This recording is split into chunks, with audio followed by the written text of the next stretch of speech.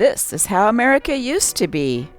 Our paper is from 1910, and this is actual footage of New York City in 1910. How do you know what life was like back then? Well, you read the newspaper and see what stories interested our ancestors.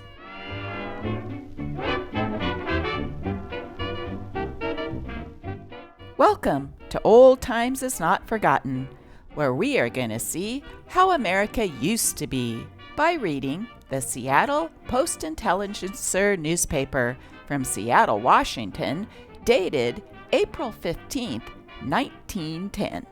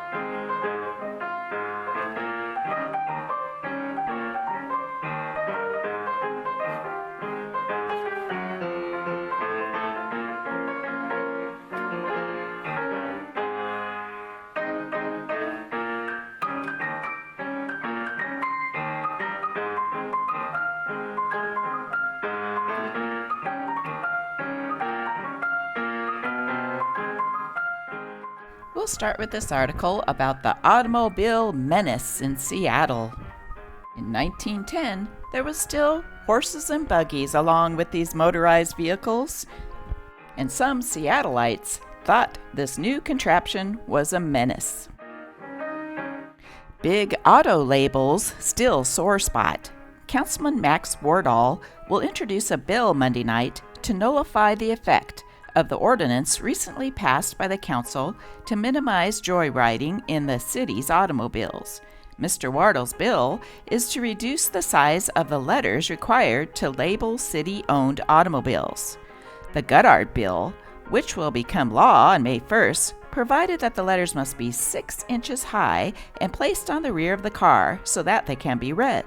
The Wardall Amendment provides the letters shall be in a conspicuous place, allowing them to go on the radiator or the sides of the car. Members of the Board of Public Works hope to defeat the anti-joyride ordinance if possible. They have expressed themselves as considering it a disgrace to ride in machines labeled as the property of the City of Seattle.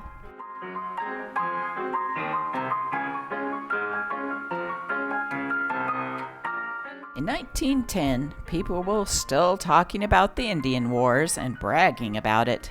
Look at this Budweiser ad from the newspaper. Pioneer barley farmers of the Great Northwest fought many a stubborn battle with the red man in defense of their farmlands. Today, this fertile region furnishes mankind the finest barley ever grown. The cream of the crops for many years has formed the basis of Budweiser, the king of all bottled beers. Its supremacy comes from the best malting barley grown in the New World and the finest hops grown in the Old World, and it is brewed in the most perfect brewery in the whole world. Anheuser-Busch Brewery, Seattle, Washington. Who doesn't like beer and chickens?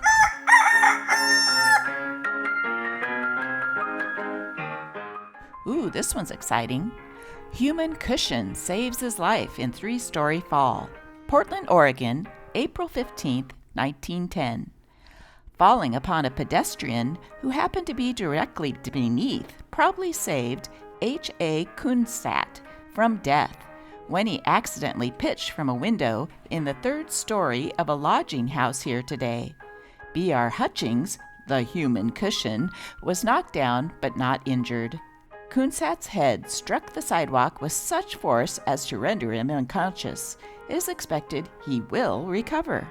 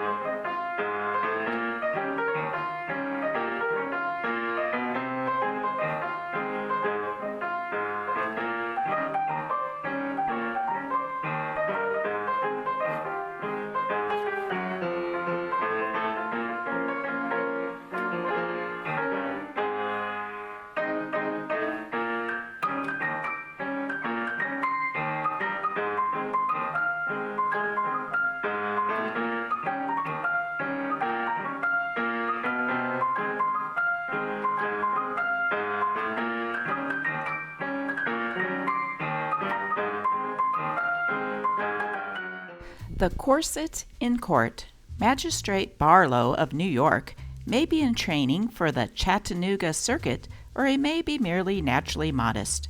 When a young woman appeared in his court with a plea that a corset which she had purchased did not fit, for which reason she demanded the return of her money, the justice looked at the corset and, with horror depicted upon his countenance, cried, "If that awful-looking harness you lay before me is a latter-day corset, then I don't wonder that the plaintiff refuses to wear it and wants her money back."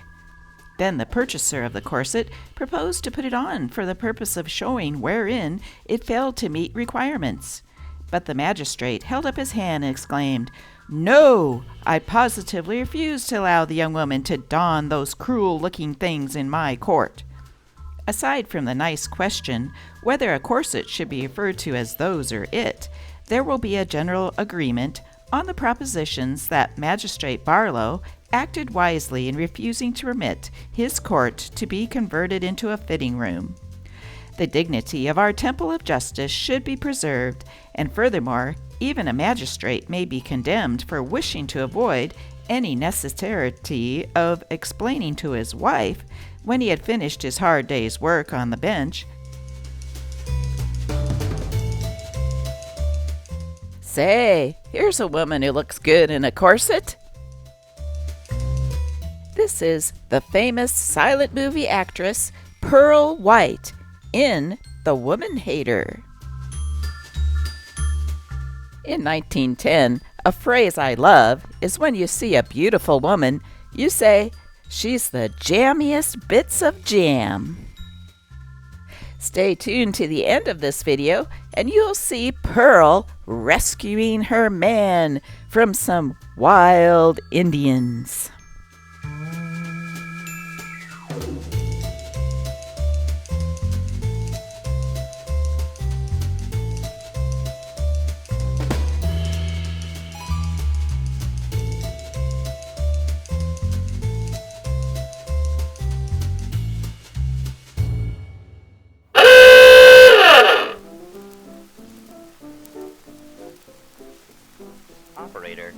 Operator, will you get my number, please?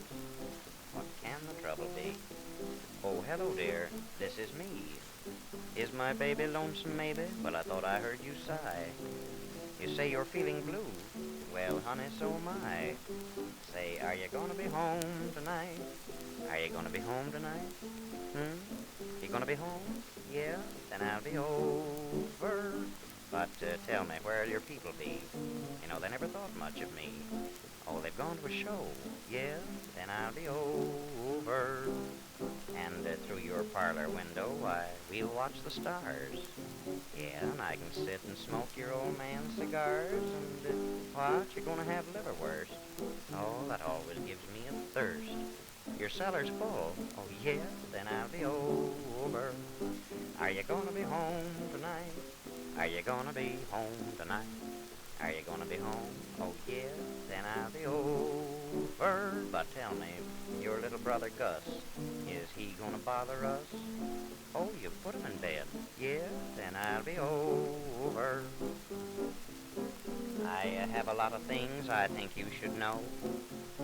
No, I can't tell you over this radio, but, now, honey, if you don't care, why, as soon as I'm off the air, I'll just hop in a cab, and then I'll be right over. Are you gonna be home tonight? Are you gonna be home tonight? Are you gonna... Here's an interesting ad that seemed like a ripoff. When I looked it up, there was no record of a Kupranoff copper mining and smelting company, but this guy wanted you to buy shares in it. Meet the man who knows the Kupranoff, as well as you know your own dooryard. Captain John Johnston has lived in Alaska for many years, having large business interests there. Buy shares at 25 cents. The shares go to 50 cents on May 15th.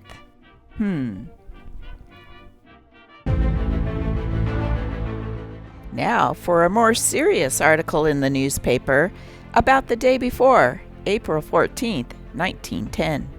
Santa Clara was wrecked by wave.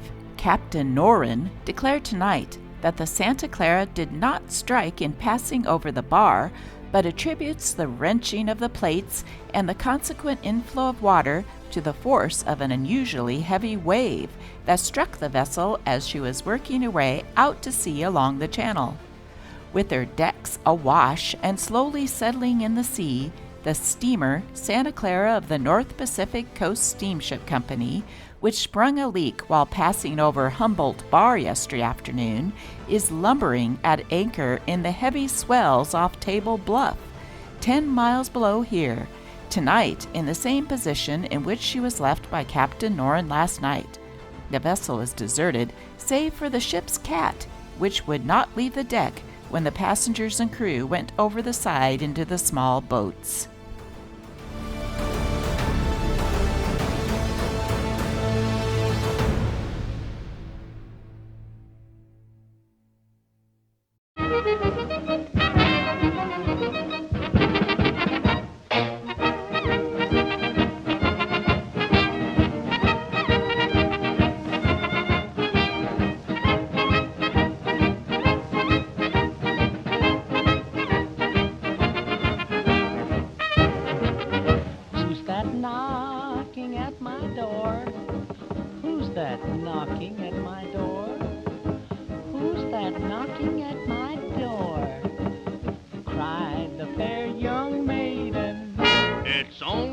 From over the sea. I'm all lit up like a Christmas tree. I'll sail the seas until I croak. I'll fight and swear and drink and smoke, but I can't swim a bloody stroke, said Barnacle Bill the sailor.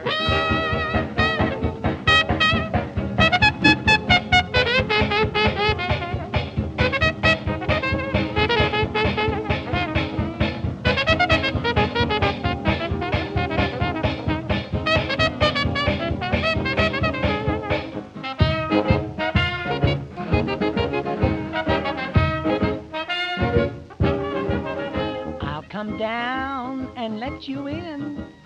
I'll come down and let you in. I'll come down and let you in, cried the fair young maiden. Well, hurry before I bust in the door. Barnacle Bill the shithead. I'll rear and tear and rant and roar. Barnacle Bill the shithead. I'll spin your yarns and tell you lies. I'll drink your wine and eat your pies. I'll kiss your cheeks and black your eyes. Said Barnacle Bill the shithead. Did you know they even sold bottled water back then? American water for American people. White Rock, the world's best table water. If you want to enjoy health, Try Mother's Malt, Seattle's best tonic. It will impart vigor and strength to the entire human system.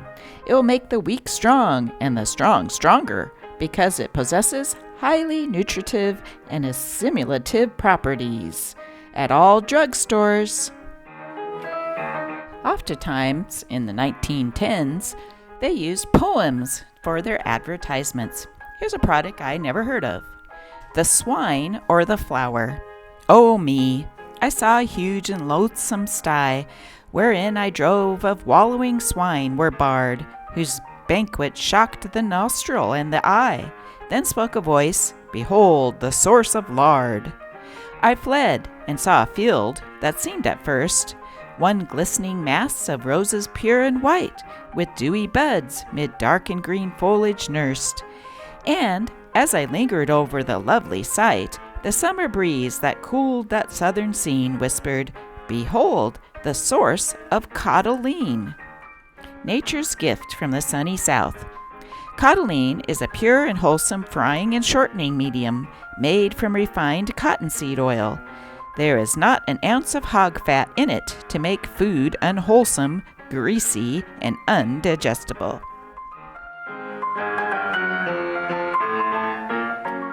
Here's a story for our Some Things Never Change category. Love. Girl prefers jail to home. I just won't go home, said pretty Mrs. Eva Ray Rogers, 15 years old, as she stamped her foot in front of the sergeant's desk at police headquarters last night. She pushed a veil back over her big blue picture hat, which she wore showing swollen eyes and a tear-stained face. Her father, J.L. Ray, a wealthy oil man of California and Utah, stood by her side, and when she refused to go with him, requested Police Captain Stewart to put her in jail. With Mrs. Rogers there was taken into the police station Frank R. Rogers, 19 years old, husband of the girl, and when he was searched, a marriage certificate was among the first things taken from his pockets. Mrs. Rogers, who her father says will not be 16 years of age until next August, was married in Tacoma by Justice of the Peace Ernest M. Card, November 8, 1909. According to the father, the marriage followed an elopement and perjury as to the age of the girl. Mr. Ray obtained the names of the witnesses on the marriage license and said he would prosecute. He came here 4 days ago from California, and with the aid of the city detective department, found the young people in a 2nd Avenue hotel.